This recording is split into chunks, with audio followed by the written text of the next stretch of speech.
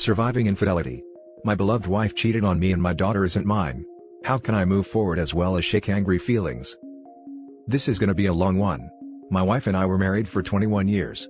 I figured it was one of those miracle marriages because we barely argued, seemed I always be the best of friends, etc. Well, our 15-year-old daughter received a 23andMe thing for her birthday from a friend. And of course, it said we weren't related. She had me do a swab, as well as her mother and her 14-year-old brother. Only her brother and I seemed to be related. So, I did a paternity test afterwards and lo and behold, she wasn't my freaking child. My ex-wife cried and pleaded for me to hear her out, but I just went numb to her. It would be one thing to cheat, but to find out the light of my life isn't even related to me, killed me. Don't get me wrong, I love my daughter with all of my heart. She's still my daughter no matter what. But what's scaring me most is my seemingly vindictive desires. I've never been like this, and I know it's out of anger, but I want her to suffer so bad. The kids absolutely hate her. Which on one end helps that desire, but I know that deep down, she is still their mother and I don't really want them to hate her. Her parents and siblings all are mortified at her. Her sister hasn't spoken to her in a couple months. We all grew up together, so it hit hard for everyone. Again, this makes me feel great, which in turn scares me, because I don't actually want her life to go into shambles. But I can't help feel euphoric when I learn something in her life is falling apart. Both children are living with me, as they don't view their mother in a favorable light at all right now. I'm thinking about having the talk about them going to talk to her, because as of now, they refuse. The part that breaks my heart the most is that my daughter seems to be overcompensating her roles of a daughter. She makes sure to tell me how much she loves me, and is in essence, being the perfect daughter. But I can tell it's because she knows that she isn't biologically mine, but she desperately wants me to know how much she values me. I'm actually going to talk to her tonight about that. To tell her that she doesn't have to act differently. I just really want to know how to shake the sadness and angry, vindictive feelings. I want to move forward as well as help my children move forward, so they can worry about school and being teens. Please, any advice will help. Now for the top advice. This situation is way above Reddit's pay grade. You and the children need therapy. ASAP. Having said that, let me offer a few pointers from my own experience. Kids don't care about biology. Your daughter will always see you as her father. I love my 2 stepdaughters as much as my 2 biological daughters. Full stop. But she might be worried about you leaving, as I'm sure she's picking up on the anger you have towards her mother. She might be wishing she could never see her mother again, and then making the jump to assuming you are having similar thoughts, and now could act on them as she isn't your daughter. You absolutely need to reassure her that you are in that dad/daughter relationship with her for the long haul. You need to channel that anger to something productive, or at least not needlessly destructive. Needful destruction could be finally demolishing that old garden wall that's been sitting there for 10 years. Assuming you are in the States, my understanding is that 14 is the age at which most courts will start to take the child's opinion under consideration. You should be consulting with your lawyer, you have one, right? About how you should be handling the children with regards to seeing their mother. In my opinion, you should be assuring the children that if they want to see their mother, that you will understand and not hold it against them. As you shouldn't. Stay strong, and channel that anger into something productive. Get therapy. Talk to other infidelity survivors. Don't drink to excess. Start working out if you don't already. Do stuff with the kids. A day at a time. That's how the hurt and anger go away. You just have to distract yourself until enough time has passed. Good luck. Having found out my dad isn't my biological dad, I cannot stress this enough. Get therapy for you and the children. It really messes with your head. It sounds as though you are a loving and wonderful father. I don't necessarily think that anger is harmful as long as it doesn't push you to bad decisions. You should be angry. And that anger will get you through the early part. It will be replaced soon enough. And your children should be angry at her as well. They have grown up with a liar. They may or may not come to not hate her.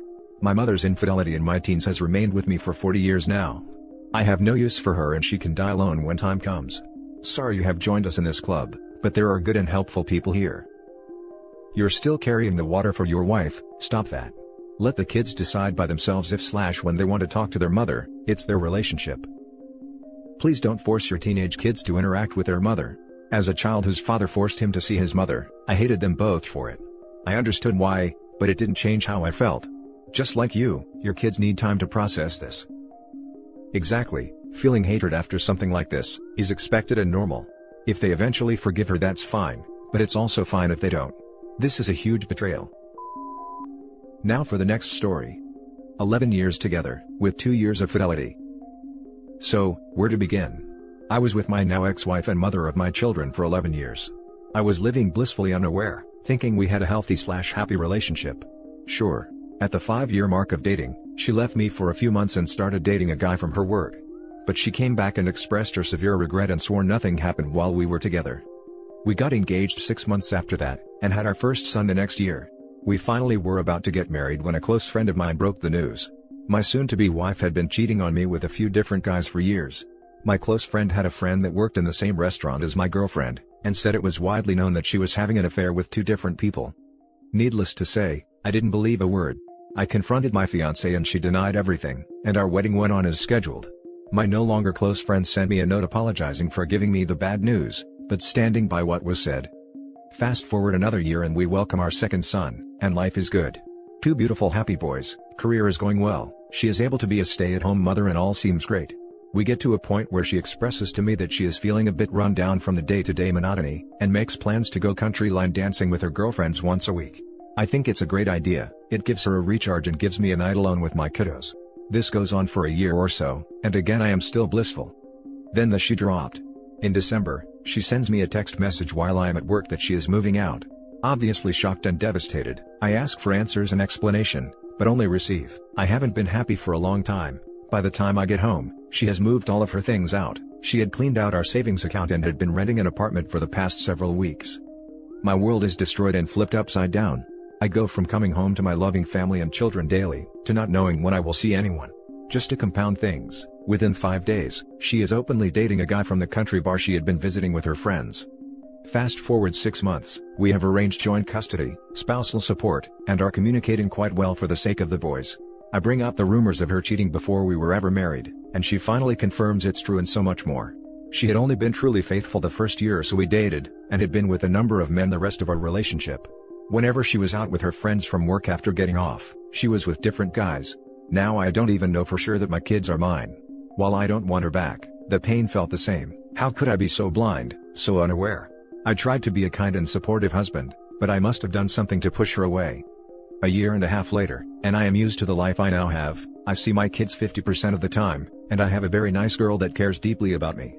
But that doesn't change the fact that I lie awake at night and wonder if it would just be easier to end it all. I had the life I dreamed of and I lost it. I know people say it gets better, but that hasn't happened for me.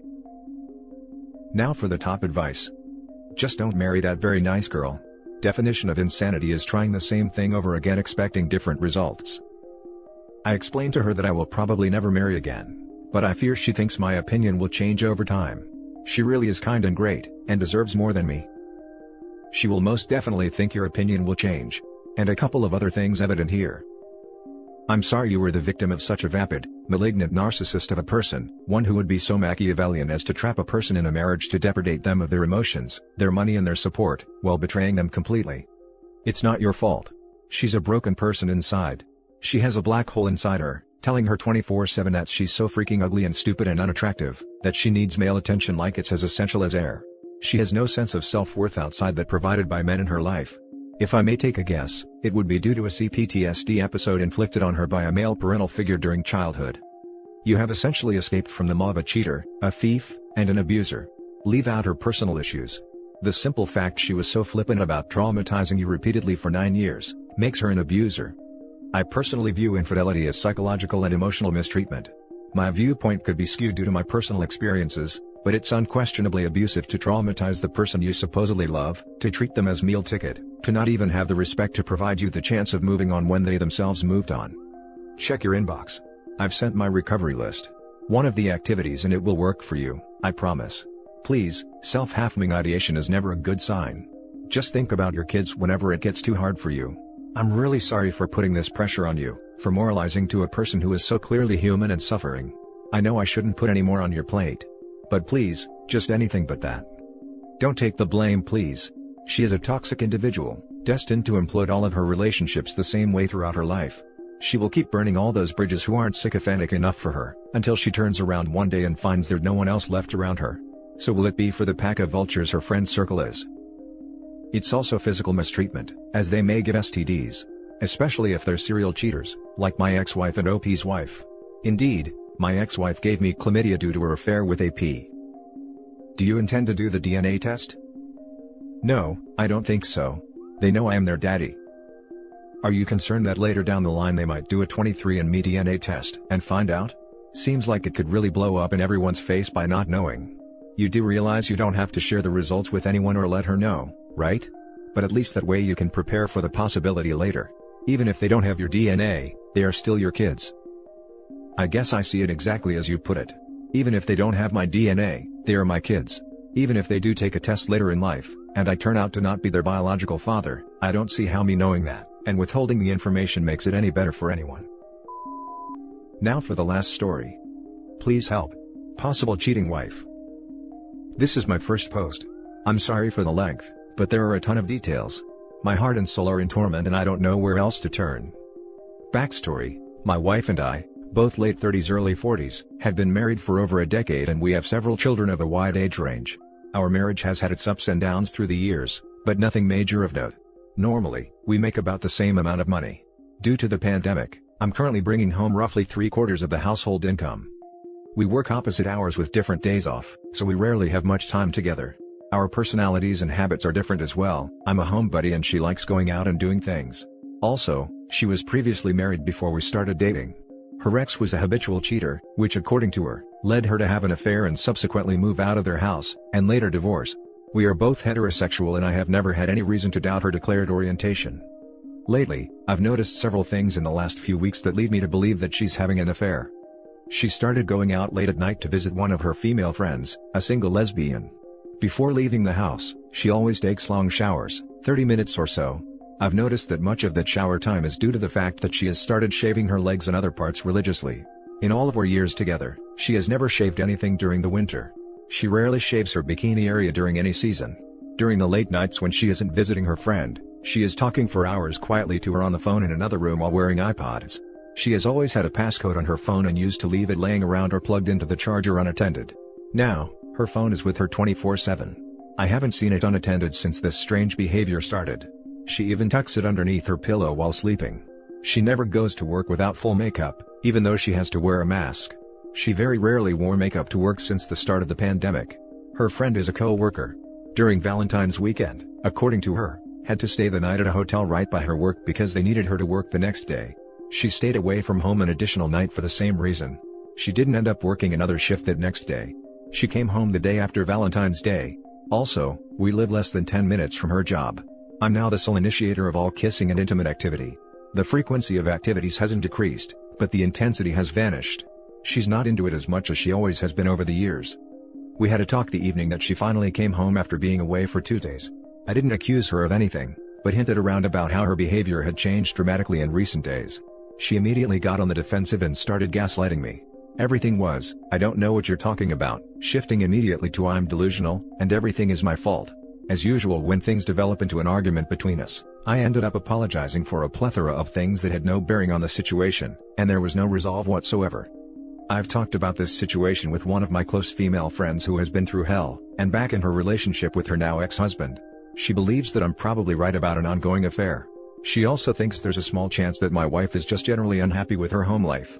However, both of us agree that there are just far too many warning signs for that to be the likely scenario. I believe that my wife and her friend got a little bit too tipsy one night and it has progressed into a regular thing. As it stands, I'm completely lost, confused, and heartbroken. My anxiety is through the roof not knowing what's happening now and what will happen in the future. I think there's a good chance that she wants a divorce, but won't admit it right now because I'm paying the majority of the bills. I'm almost 100% certain that once her job and paycheck return to normal, I'm getting the boot. I'm turning to anyone with this experience to please share any thoughts and advice that you might have to offer. Now for the top advice. It's pretty clear here. You have to hire a PI. Don't say another word to her. Act normal. There are so many ways to catch her red-handed. Putting a tracking device in her car, their son's iPad with tracking GPS on, or putting a smartphone recording audio in the room she makes her professional phone calls, etc. But honestly, if the state is a no-fault divorce state, I don't see the point.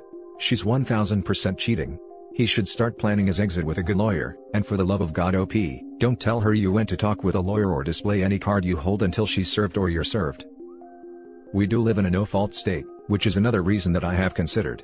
At this point, I'm basically seeking confirmation just so we can go ahead and end the marriage. Especially with the fact that her work in 10 minutes away.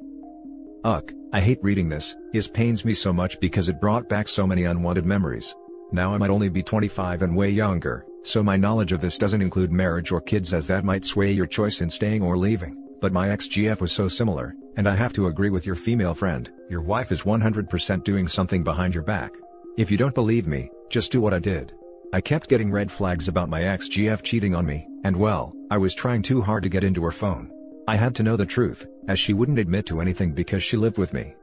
I first grabbed her phone, turned it off and turned it back on while she wasn't looking. When you do that, the phone requires you to use your key code, iPhones only, and I was sitting next to her and got the passcode. I just waited for her to go to sleep, but she would always put her phone under her pillow, which was impossible to get. She was always very defensive about her phone. I couldn't get to it without her knowing. At this point, I had to know, and I just quickly grabbed her phone from her hand and ran to my car and drove off to look at it in peace. Now I know this is a violation of privacy, but with so many red flags and everything that was going on, I had to take the risk and it paid off. I'm not telling you to do what I did, but I do not regret what I did, as it opened my eyes to what was going on for months. I gotta say, you have more red flags than me, so I'm just being honest with you and letting you know to be prepared for the worst. I'm so sorry to read this, because when I found it, it crushed me to the core. The worst pain I have ever felt in my life literally was worse than my father passing away. I don't know why, but it just did. If you need anyone to talk to, message me, because God knows you're probably going to go through something much worse than me. I'll pray for you and hope we are both wrong, but don't be naive either. Now your situation is different since I have no kids and we weren't married, and thinking about it, I might consider reconciliation, but that wasn't an option for me. Maybe someone with a more similar experience can come in and help you out. I do wish the best for you and hope it's something else. Good luck. I hate to hear that you've been through this as well. I wouldn't wish this on my worst enemy. I've thought about doing exactly what you did, and it looks like that's what it'll end up happening. Thanks for the words of support. And that's it for this video, guys. If you have thoughts to share, leave a comment below. Don't forget to hit like and subscribe if you like this content. I'll catch you in the next one. Good day, everyone.